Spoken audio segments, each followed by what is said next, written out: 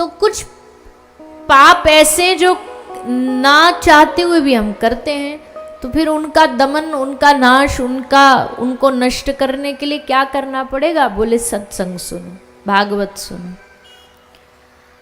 भागवत सुनने से क्या होगा? बोले भागवत सुनने से तुम्हारा मन भगवान में लगेगा, तुम्हारे मुख से भगवान का नाम निकलेगा, और जैसे भगवान का नाम निकलेगा तो भगवान का नाम क्या करता है? बोले भगवान का नाम पापों का नाश करता है।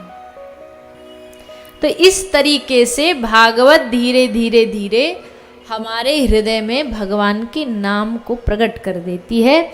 इसीलिए श्रीमद् भागवत जीवन में हर व्यक्ति को हर पल सुनना बहुत ज़रूरी है, और एक आध बार सुनने से भी काम नहीं चलेगा, बार बार सुननी पड़ेगी।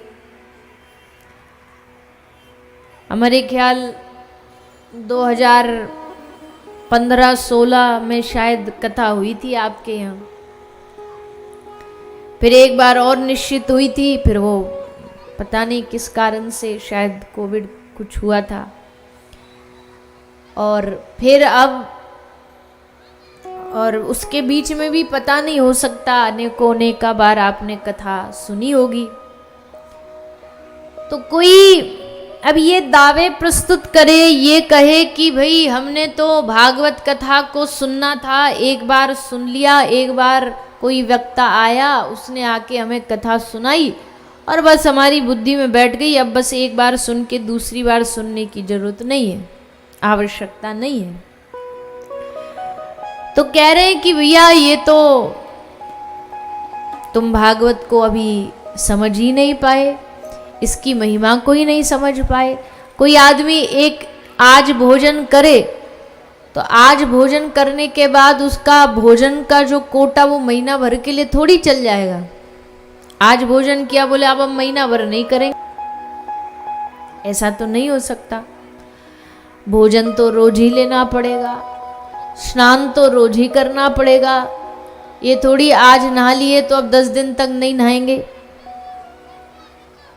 कुछ होते हैं ऐसे भी गणमान्य व्यक्ति, एक दिन नहा लेते तो उनके महीना का कोटा पूरा हो जाता है।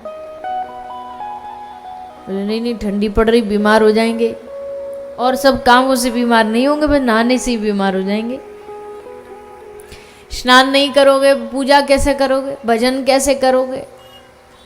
एक इतने से आलस के लिए पूरे दिन भर के नियमों को छोड़ना पड़ता है, क्योंकि नहाओगे नहीं तो भगवान को छू नहीं सकते, भोग नहीं लगा सकते। पर आलस्य में पड़कर आदमी बोले नहीं भैया हमको तो बीमार हो जाएंगे। अरे काहे के बीमार? सावधानी रख के करोगे तो कैसे बीमार हो जाओगे? वो तो स्नान ना करोगे बीमार वाला तो तब भी हो जाता है।